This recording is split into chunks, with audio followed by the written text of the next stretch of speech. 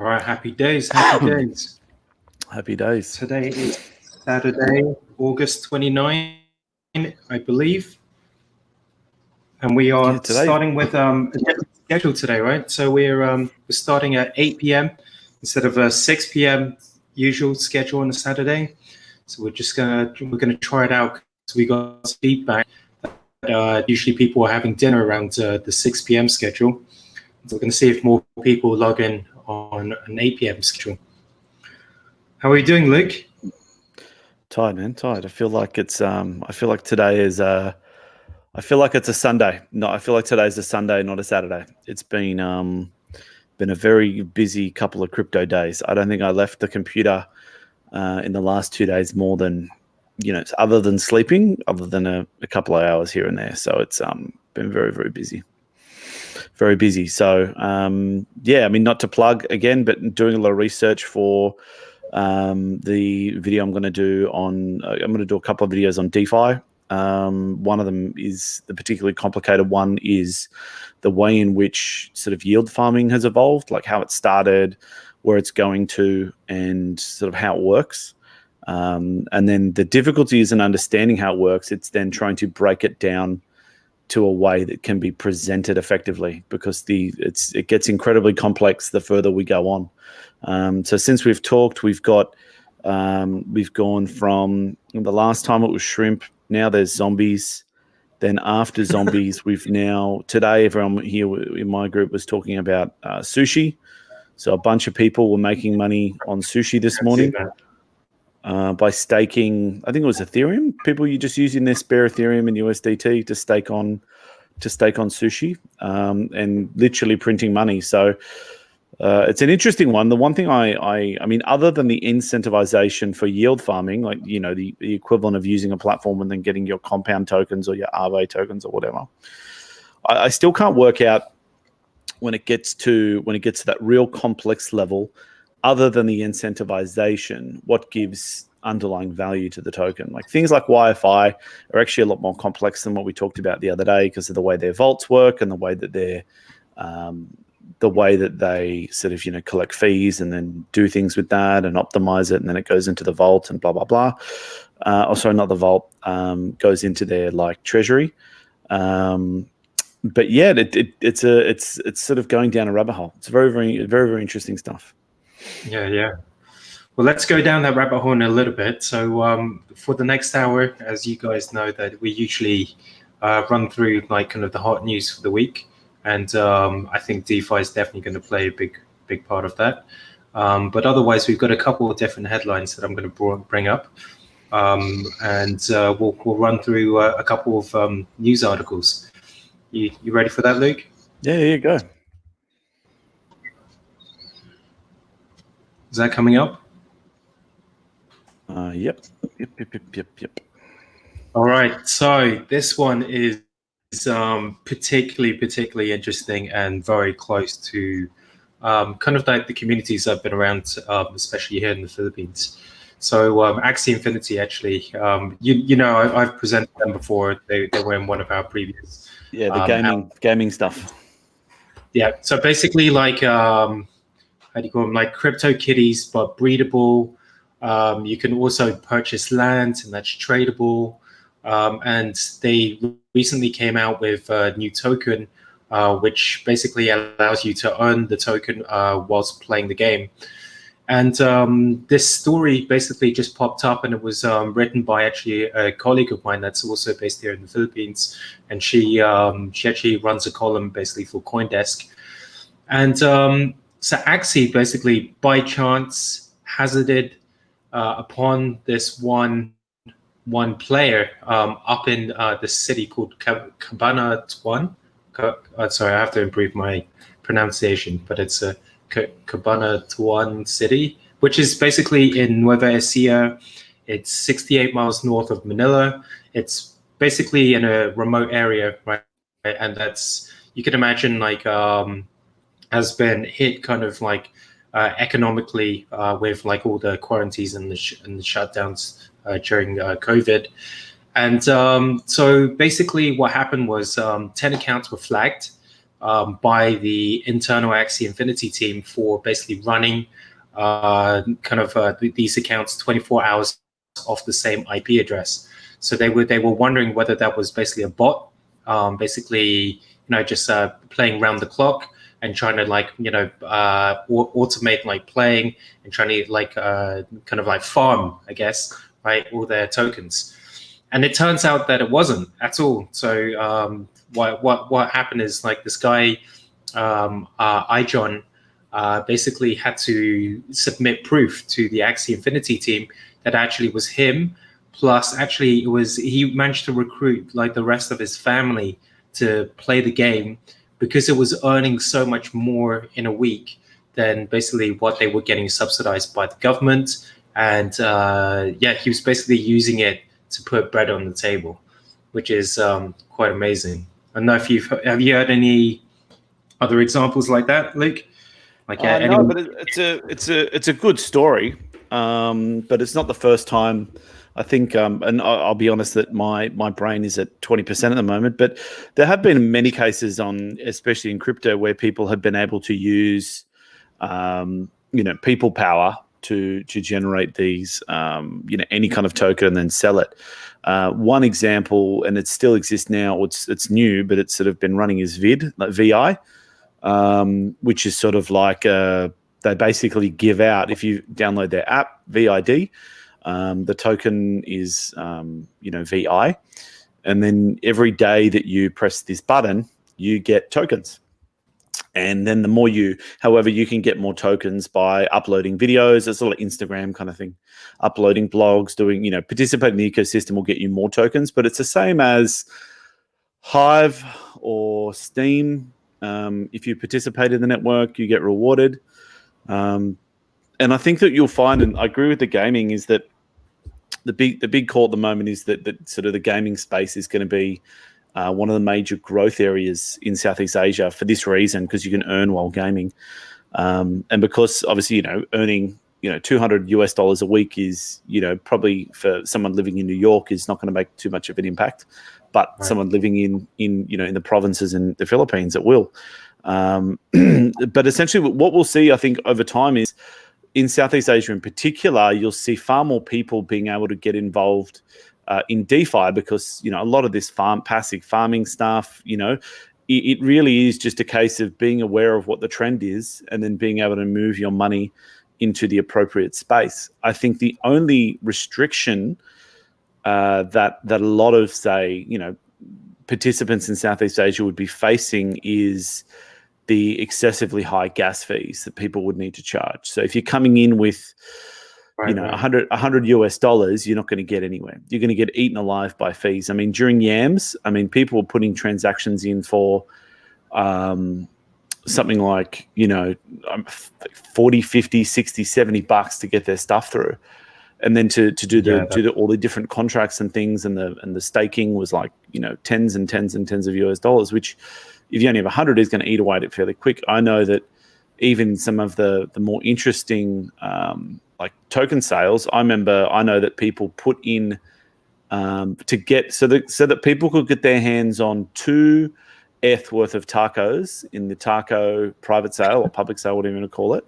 People were putting over 3 and 4 ETH in their transactions to guarantee them an allocation, because it's everyone knew that there was only going to be X many people that got. I think they were only raising 80 ETH, so it was only 160 people were going to get in. But then the Telegram group's a couple of thousand, so it's how am I going to get in front of everyone else? And it was like I said, in the groups I am in, people were getting sniped. They were putting 2, 3, 4 ETH in, and still getting sniped, and it's you can't win. So dude, that's a perfect point, and something that actually, this is why I really am a big fan of Axie, is they really understood it. They put basically blockchain and all the the troublesome parts of submitting transactions in the background, and they created a mobile version of their game where it's basically just purely an app. And you're just playing it like any other kind of mobile game, and you don't have to, when you win battles, all the transaction submissions are kind of happening in the background.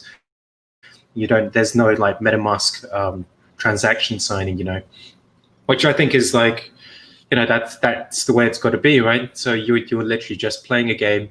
It's already hard enough to like work out what the good strategies are to be able to actually get to the next levels and to actually be able to consistently win. So these guys don't want to be worrying about like, oh my God, are these transactions actually going through? How much am I paying for gas? So yeah, it's definitely a really beautiful story, especially being based here in the Philippines. And it's nice to see something that has like a social and impact, right? Because usually when we look at all these blockchain projects, we don't see the direct impact on like the everyday people. This is like blockchain for social impact, but through something very relatable that we understand, which is like mobile games. Yeah, but so I think it's important that projects like this exist. I mean, like tokens like this that can be used, like there is a market where, although we're still in a nascent stage, I think that's my number one word that I've said this week when referring to blockchain and cryptocurrency and DeFi. But I think that even though the market would be small, it is really cool to see that people can play the game and do their thing and they earn tokens. And then there are buyers out there willing to purchase these tokens so that they can do whatever they need to do in the game. And that's a really, really important part of any token design. You need to think of a reason for why holders would want to keep holding them and why or using them, and then why people who don't have the tokens will ever want to buy them. So that's a really, really important part of token design. And if they've managed to make it work somehow here, then yeah, happy days. Yeah, completely right, man. And I think like in terms of like working out like incentive models and keeping like communities, engaged, these guys are, they're pretty much, they're like a step ahead, right? They've really done the hard work to work out like, what is it like the community wants actually, and how do I build like adoption outside of just like the hardcore crypto people. We need actually like regular people. And I think that's whether this story is like it may be just an average impact story, but I think the significance is this is someone outside of like the crypto space that's brought in like his whole village. He's brought in 100 people from his remote city, and including a 66-year-old grandma. I think that's the cool part of it, right? Yeah, well, I think it's better that people are getting involved in something like this than, and I harp on it about a lot, but I hate it, is because it's relative to the Philippines, is at least people are getting involved in something like this than something like Forsage. Forsage, yeah. So at least this is something that is, people are putting effort into something and earning tokens, and then those tokens are being worth enough that it warrants them keep playing. But even a kid, I mean, if you were, if you cast your eyes back to when you were even a lot younger, like 10, 11, 12, whatever, I mean, if you're going to be playing this game, and I can probably say around that age and, up until my late teens, probably even my 20s, I will admit, I was still gaming a lot. If I could have been earning some factor of tokens by gaming, I would have significantly more money now than what I do. So it's pretty cool. I think it's a really, really good thing. And it also, I mean, it does, so, as I said, as long as there is a relatively good economy behind these tokens, then it's good for everybody. Yeah, I agree with that. All right, let me move on before I get too deep into that. But there is more to discuss. So yeah, something that and Luke, I reckon you have a good impression or some comments on this, right? So something I came across this week is basically that East Asia apparently is the hotbed for cryptocurrency transactions, and that's something that I wasn't really aware of actually, because up until now I always thought US was basically where it was at. So apparently over $50 billion of cryptos flowed out of China in particular over the last 12 months, right? And then so apparently from a report from Chain Analysis, right, East Asia is apparently the world's largest cryptocurrency market with 90% of transactions being professional sized. So professional sized is what they call for transactions being over 10,000 US dollars. And apparently, so China, Hong Kong, Macau, Japan, Mongolia, South Korea, Taiwan, account for around 31% of all cryptocurrency transacted in the last 12 months. So, I mean, that's pretty significant, right? And apparently this 50 billion compares to basically 38 billion for Western Europe. I mean, were you aware of this, Luke? I mean, are these No. I mean, it's not surprising though, to be honest. I mean, Korea and Japan, remember, were the guys that really kicked off the crypto trading craze in 2017. So, right. I mean, it's not surprising. And then obviously, I think that anywhere where there is significant civil discontent, as people have been experiencing in Hong Kong over the past 12 months, then obviously people would be looking for ways to get liquid and get the hell out. So, yeah, I think that's not overly surprising considering. And also remember that a significant portion of Bitcoin mining is done in China, or not, right. But there are a lot of Bitcoin miners in China. So, and obviously, there's no longer a ban on crypto there either. So it wouldn't be surprising to think that they would have significant reserves. Oh yeah, man, definitely. And I mean, if from our past episodes, right, we've talked about China's involvement in blockchain, right? And they've obviously been on the ball for some time. They've got quite a few live projects like rolled out there, and one of them actually we're going to talk about in the next slide. But yeah, those guys they know what they're doing. Crypto is it's going to play a very big role, I think, in China. Blockchain, of course, the technology is going to play a huge role, right? But I'm sure, especially with the rollout of their CBDC, right? They know exactly what they're getting themselves into. Mm. But I mean that 50. I mean, the point you've got there that I forgot to mention as well was that, I mean, that fact that you can only move $50,000 per citizen per year out of the country, there would be people that would be wanting to ramp that up significantly higher, and crypto is a perfect way to do it. Yeah. I know some companies, especially like remittance companies, that used to offer exactly that service for that reason. Right? So yeah, exactly. Yeah, then the article goes on to state basically East Asia is seen to be more of a trading community for cryptocurrencies, right?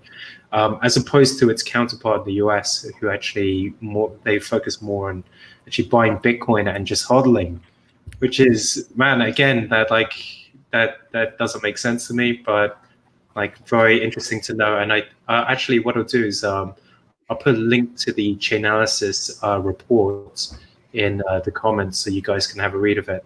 And that's all kind of like quite new to me. Yeah. All right. So let me go on to the next one, which is there is a bit of China relation there as well. But yeah, Thailand made it to our weekly pick again as well. So and now I start to understand a bit more why. So Thailand actually has plans basically to put all of their court records on the blockchain. And if you guys remember last week, right, we talked about driving licenses going onto the blockchain on using their mobile apps. And so now what I understand is actually this is all part of Thailand's what they call digitization strategy for the government, and it's called Thailand 4.0, right? And so they're taking a lot of progressive steps to basically bring themselves into a digital economy, right? So yeah, so apparently the Thai Office of Courts of Justice has revealed that it's working on to move its entire judicial information to a blockchain platform by next year. Now think about that. That's already so soon, right? And it's basically we in the bear months, right, or the bear years we've been around, right, in the last 2 years, you didn't hear about any kind of like major rollouts, but they all seem to be coming out now. So it's kind of interesting to basically see like basically these are the projects that people have been working on. Yeah, well, I mean, I was in Thailand doing a few meetings last year, and I'd probably argue that of all the ecosystems at a government level, not including special economic zones and things like that, I think that they're probably one of the more advanced governments that are just like, all right, yep, this is what we're going to do with it. And this is in regards to things like token offerings, security tokens, auditing the contracts, and having a process to go from fundraise through to listing that's all basically being designed by the government. And they're one of the very few that have gone out and said, you know what, there's no regulation on this, so let's go and do it. The real interesting thing, though, on a lot of this stuff in general, more from a, not necessarily in regards to this, as in specifically, because obviously Thailand storing records on blockchain is more, they're implementing the technology rather than anything to do with any market. However, the one interesting thing is that most legislation that has been decided on, especially when it comes to token offerings, in countries like, well, the Philippines hasn't got any from a SEC standpoint. The United States has some. Well, the United States has the most. Then other countries like Indonesia, Singapore, Malaysia, Thailand have all put in reasonably complete legislative requirements on what you need to do a token raise. The really crazy thing, though, is that right now with DeFi, it's all out the window and it's completely done. The space is moving that fast that the way that token offerings are being done now isn't the typical public sale and raise 50 million and all that stuff. That's all done. It's now completely different. It sort of works the way that what is it? Axiom, the game works, like the way that Vid works. A lot of these DeFi protocols, for example, didn't do token sales. They did private sales with VCs to fund the project, but then nothing public. So that's sort of more where these things are moving. And then the public can get access either by buying them on market or they can earn them by participating in the network. So that's sort of the way it's moving. And it's going to be really interesting to see, in one sense, how the industry manages to stay ahead of regulation, not because they're dodging regulation, it's just the way the technology is working. And then how regulators are going to try to keep up in order to, number one, protect people. But the industry's sort of done that, I think. I think it's harder to get scammed nowadays than it would have been from a project, from a legit project. I mean, there's different ways that scammers will scam, but I think that the general public isn't being affected as yet by that stuff. Sorry, that was a meam. That was sort of a ramble about something entirely unrelated. But all right, let's keep going. No, at all. I mean, this basically, as I mentioned, right? So we basically had a couple of bare years where people basically got their heads down, and these major projects. I mean, these are major like government projects that are pushing forward, right? And it's not just in Thailand. So we did mention in a previous week, China was using blockchain for recording. Using it for basically smart contract hearings, right? Or smart courts, that's what they call it. So they basically have like recorded data, even like it might be plugged into your home and it's recording 24/7, and then that's tied to an insurance contract. And if there ever was like a breach or like of the contract, or something like you got burgled or something, right? The whole process of like, filing for insurance or filing for whatever you need to do basically with the courts, would be automated through their smart court system, which is crazy. I mean, it sounds like it's next level stuff, right? And obviously that's running 24/7. Man, the other thing that I heard about, so I tuned into yesterday's smart contracts webinar. So I think it's called SmartCon, and it's run by Chainlink. I'm sure everyone knows the name Chainlink by now. And obviously, what they're doing is like they're just making huge waves everywhere. But one very interesting integration that they announced is basically they're working with Open Law on an integration into MS Word. Right. Wow. So yeah, so imagine like the contracts that you're making in MS Word, right, can be signed, digitally signed, placed on the blockchain, right? And then you can have two parties like signing that same document, having it recorded on the chain, right? And then it gets it can be integrated into a smart contract, right? So basically it's seamless now. It's like self how would you call it? Like automated regulation, and it's provable, basically, and I think that's kind of like what we see is like being kind of the future, right? And I think it's basically headed towards like the law firms and making litigators or people who basically help to settle kind of like court hearings. I think they're headed to basically make these kind of guys redundant, right? Well, I think the thing is that anything that's common law, like judgments, things like that, would be instantly available on the blockchain after it's been submitted. So I think that's going to be fairly interesting, because that will help you with common law stuff, like looking at previous cases and how it was done, and it would mean you haven't got to wait to physically get copies or read a digest or something. So it's interesting. Super interesting. Super. And obviously, what we talked about is Thailand's driving license initiative. So obviously, Thailand putting, ultimately that's digital identity, right? So you're putting someone's identity into a blockchain-based app, and now you can use that identity for multiple purposes. And one of them is basically proving that you are eligible to drive, right?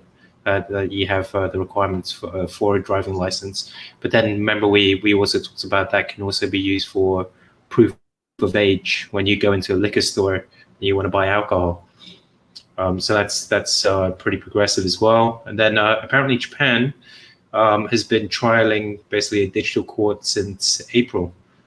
So they're handling some civil cases basically since April this year. So again, like there's progress being made really on the like kind of the larger scale adoption side, which I'm pretty excited about.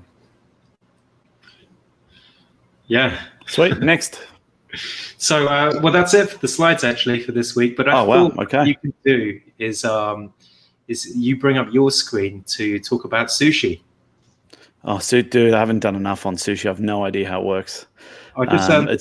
It's just the thing that people have been doing stuff with today. I'll find the website if there is one, but I might have to connect my wallet. Hold on.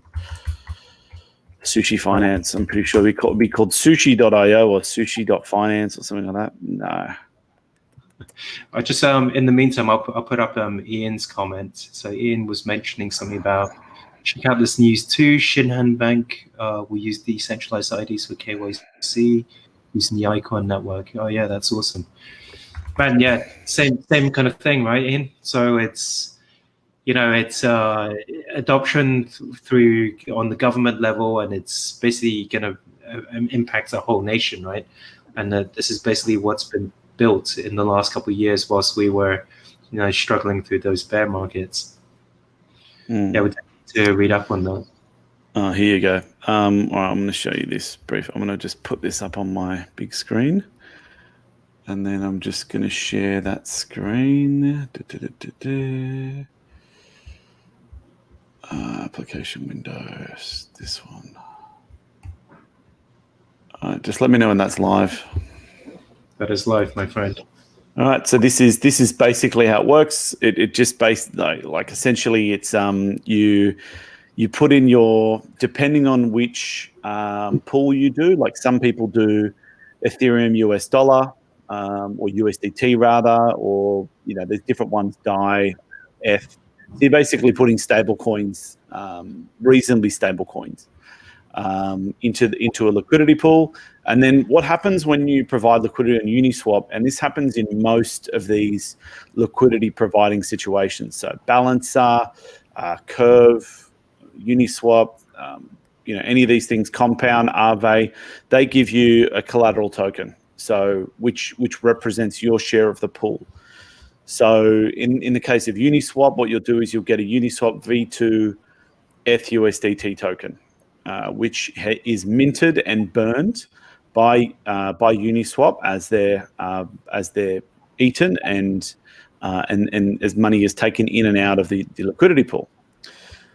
So what you can do in a lot of these protocols, and it works for things like, that's how Wi-Fi works.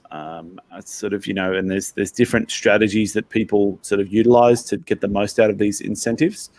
So what happens when you put your USDT and your Ethereum into that pool in Uniswap and you get your tokens, you can then put them into the Sushi protocol, and you then stake that in the protocol. Now, the staking, I'm still yet to work out, because every protocol is slightly different, but what production is done on behalf of the protocol. Mostly, I think most of these tokens are given as rewards to prove that you're being part of the network. So it's sort of like a user reward to say, well, thank you for being part of our liquidity pool. We're going to reward you with these tokens because you've been able to stake the liquidity pool tokens, and the only way to get liquidity pool tokens is by being part of the liquidity pool. And then they'll give them to you. So in the same way that Ampleforth Geyser, that's how Ampleforth Geyser works. And so then I'm pretty sure that in here there'll be some type of earn. Here you go. You can see the different stable coins that you can be part of: CeFi stable coins, DeFi stable coins, lending protocols, And then if you're in the Sushi Wrapped ETH pool, you get twice the amount of Sushi. And then here it is, Sushi Swap. What? I just see Ponzi-nomics there. What's that? Where's that? Go off a little bit. Up. No, wait. It was one of the tokens that you could stake. Oh, Ponzi-nomics. Ponzi-nomics, yeah. Ample and Wi-Fi. Because they're basically saying that, and then you get a double reward for getting into Sushi. Right. But obviously the issue with getting into Sushi is that there'd be a lot of people doing it, so your share would be less. And so there's basically the way that a lot of these work is, it sort of works like this. You get your Uniswap LP tokens, your liquidity pool tokens. You then stake them into the Sushi protocol, and you earn your Sushi tokens. And then you can then migrate your Sushi tokens into the Sushi Swap LP tokens. So I'm not sure if that is, I haven't really looked at this. This is my first time reading this, so don't go nuts on me. But I think that would be basically staking that on Uniswap again in the liquidity pool for ETH and Sushi, and then you then get more Sushi delivered to you through that. It's just ongoing insanity. So this is when you have a look at how this works. This is pretty much the model. And look, I'm literally just reading this in front of me. So don't go mental if I'm wrong. But essentially, I mean, a lot of if you want to know what yield farming is like, it's this stuff. It's when you're getting, you provide liquidity, then you get those liquidity tokens, and then you then put them into something else, which will then reward you with additional tokens. So yeah, but then there's always generally some mechanic whereby the protocol will be doing something with those LP tokens, and then some of the money might be going to a pool. For example, Wi-Fi. If you're part of the Wi-Fi vault, when you sell out of the vault, there's a 0.5% transaction fee. Now that's above and beyond Ethereum fees and whatever, but essentially it means that 5%, 0.5% fee goes back into the Wi-Fi protocol, which then is a benefit to subsequent holders. There's other protocols like LID, which will have a similar mechanic. It's not really a yield farming coin, but LID will, I think when you buy, there's a 2% fee, which goes into the lid pool, which goes into the lid like treasury. Or it will go to if someone refers you and you put in a referral code when you're buying or something, then they get the 2%. Don't quote me on that either. It's not 100% like that. And then when you put into the liquidity pool, there's a 2% fee, but then there's no fee when you sell, and there's no fee when you exit the liquidity pool. So essentially, they tax you on the way in. So there's almost an incentive, a double incentive to not sell and get out. But they don't stop you from doing that. It'd be smarter to do it on the sell side, but maybe there's technical reasons as to why they do that. I'm not too sure. So that's not really that uncommon. We got a comment from Ian that he's already invested in sushi. Nice, get in. The only comment I've heard today about it is it's literally printing money. It's just literally rolling out tens and thousands of dollars. What? Yeah, these guys. Well, these guys hit it like a truck. They'll hit it with, some of the guys in these groups will be hitting stuff with $100,000 and they'll do it that way. But it's what happens when you have that free capital. And look, I mean, while we're in this incentivization period, while the market is growing, in my opinion, and the more research I do on it, this is the time where you can really make some insane gains with relatively low risk. Now, your risk is not investment risk, it's technology risk, like yams. You know what I mean? Like, there's a fault in the smart contract or, whatever. Then the issue with Yearn is, at the moment it's stable, but I mean, the founder deploys to prod. And if he makes he hasn't yet, so he's obviously incredibly talented. But if he makes a mistake and doesn't put a comma somewhere in his code, and then it's a problem, then that's a risk in the platform. But that hasn't happened since when they started they started after Compound, so I think July. So essentially, a lot of these protocols, if you've got a spare $100,000 lying around in the bank, then getting involved in this space will at I would probably say relatively low risk to yourself. I mean, like, the only risk to you is technology risk and user risk, as in you make stuff up in a smart contract or you make a stuff up in a transaction and don't do the right thing, and then you'll lose.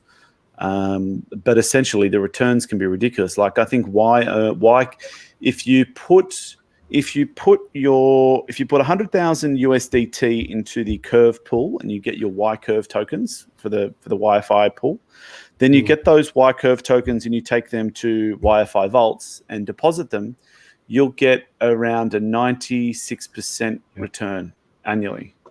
Yeah. On those Y Curve tokens. And then what you do is, as you're receiving these Y Curve tokens, you then take them and then put them back into Curve and then redeem them for USDT or whatever stable coin you put in. So it is a bit risky, but if you, like I said, this is why I haven't released a video on my channel for a while, is because I've been getting my head around this stuff. But the more I read into it is there's, we're in this incentivization period, and something like YFI does actually have underlying value.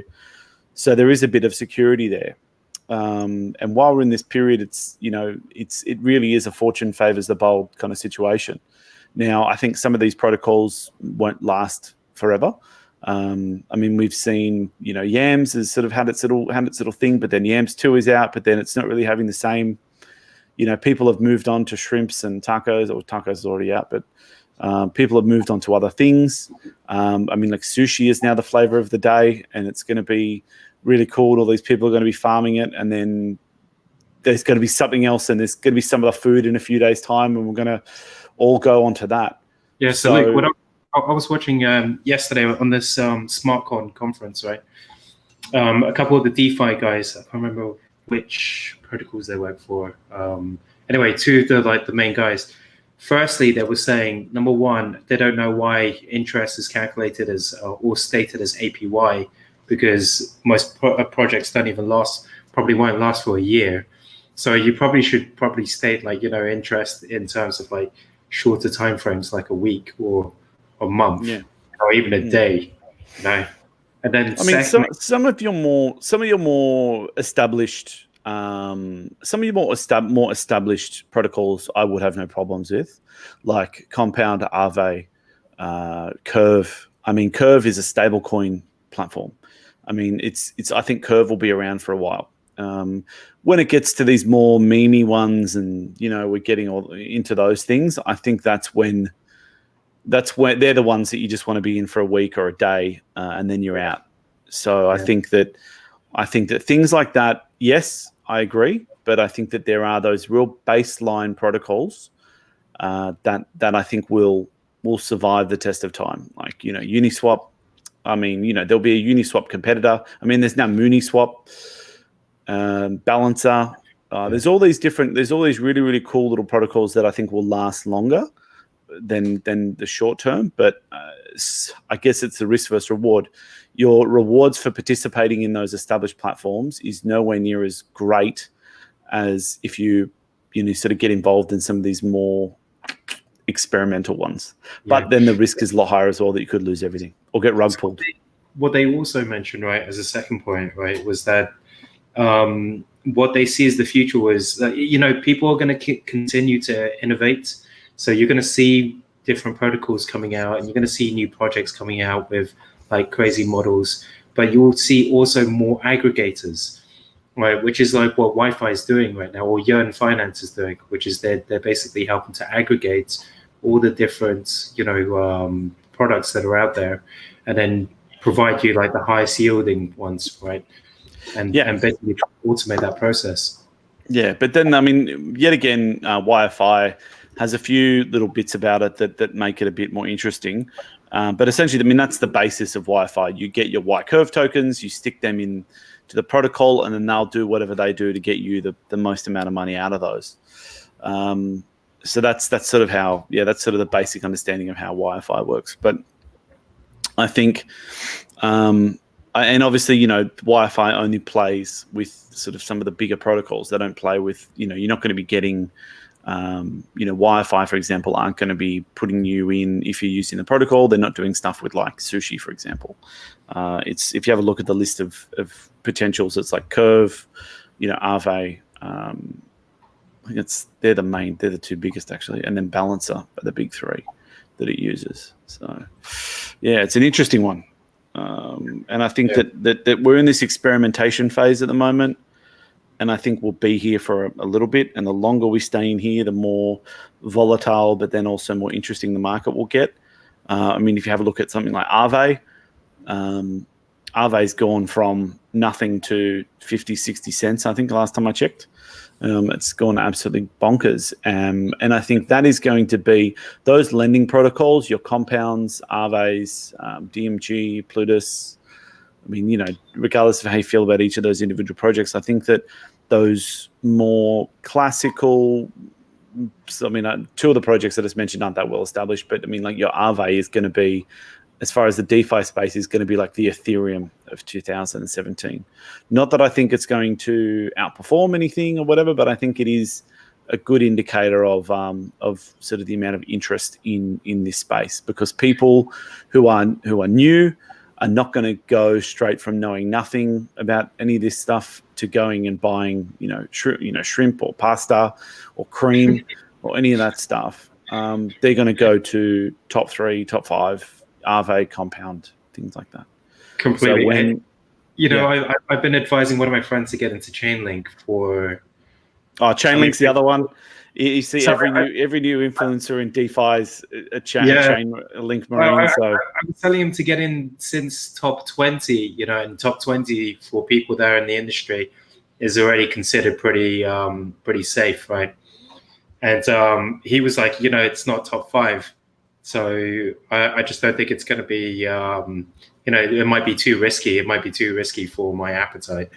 And I was like telling him, well, if it goes from top 20 to top 5, you basically you are holding a potential top 5 coin. It's basically the case that I was making to him, and you've seen it. Like basically, Chainlink is. I don't know. I don't think it's top 5 right now.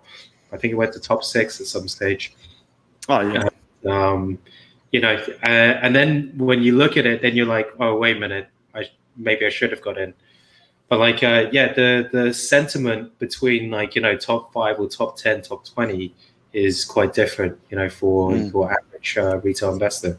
Well, yeah. Well, for me, if it's in the, I'm not interested. If it's not in the, if it's in the top 5 and top 10, I'm not interested.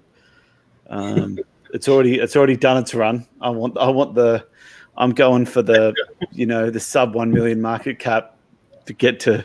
It's going to get to 100 mil. That's what I want. The ghetto coins. It's the time to get. I'll be honest. I mean, and I'm not suggesting you unfollow the kind of things that I do, but my feeling for the next few months leading up to the US election, I think, and while the United States is doing silly things like printing money to bump into their stock market, which they've just done again, I think that there is a lot of excess capital now that needs to be invested, and I think. The specifically the DeFi space, but crypto in general, I think is almost like it is the one way that a lot of these managers, fund managers, and even just your HNW investors would be trying to seek some kind of alpha.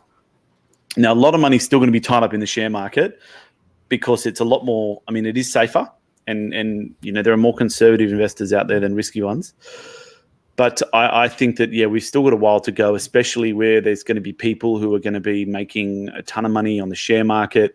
I think that when the government support starts to dry up and people start taking profits, I can really see those profits, at least some portion of them, moving to Bitcoin, specifically because people would be looking at that as a potential counterweight to a depreciating US dollar. So, you limit your exposure to USD by purchasing Bitcoin. So I think that there's going to be a bit of that. And I think that there will be capital flowing.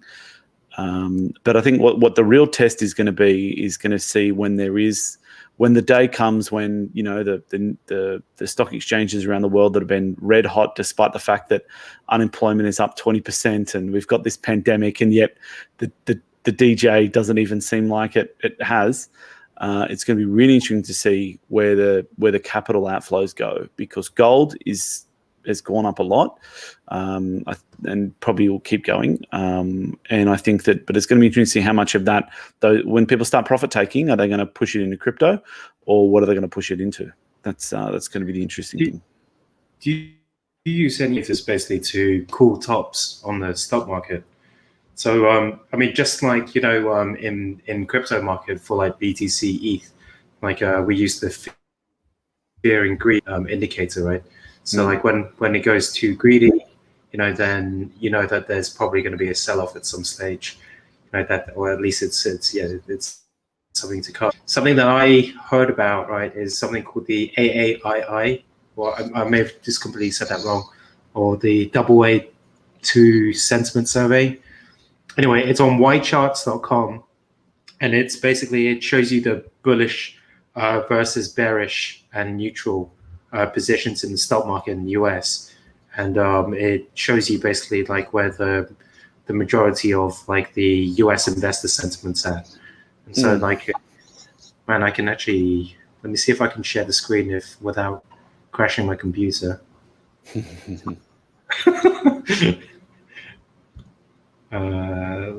me see if that works. Yeah, here we go. So yeah, this is, can you see that? There we go, yeah. Yeah.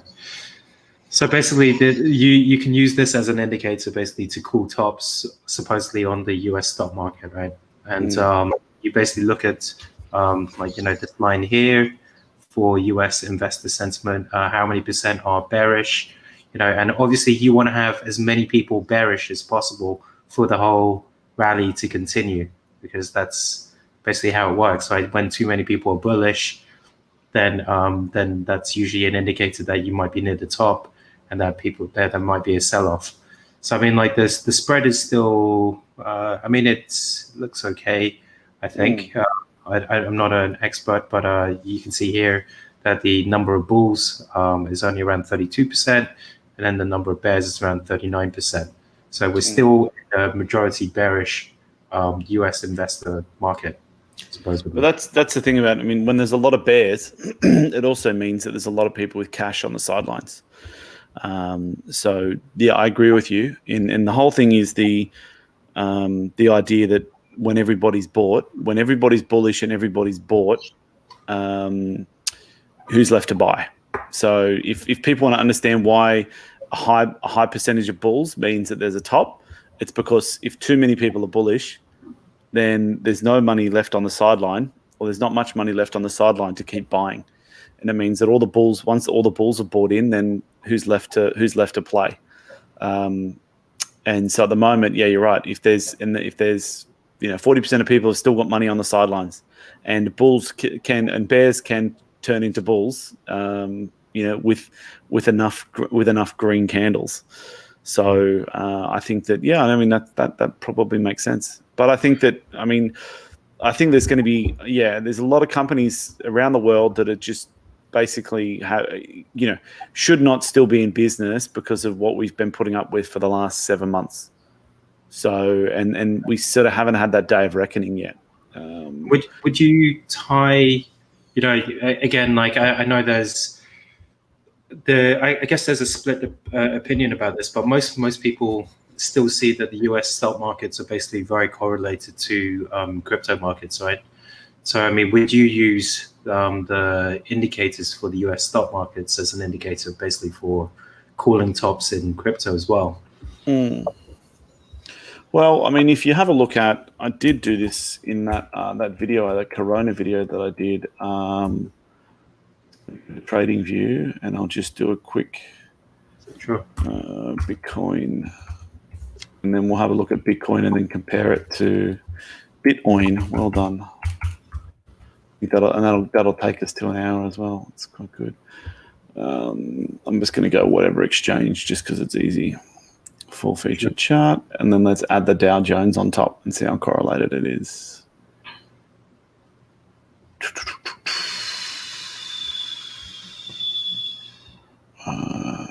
Add indicator. Oh, is it an indicator? Compare. There we go. S&P 500 and the Dow. There we go. Well, I guess you are pretty right. We are pretty correlated. So if we have a look at it from beginning of 2019. Can you show your screen? Actually, I'd probably say that we're not, in all honesty. Other than the Corona thing. I'm just gonna do that now. Share screen, application windows. I mean, that's where we're talking there. I'll get rid of that.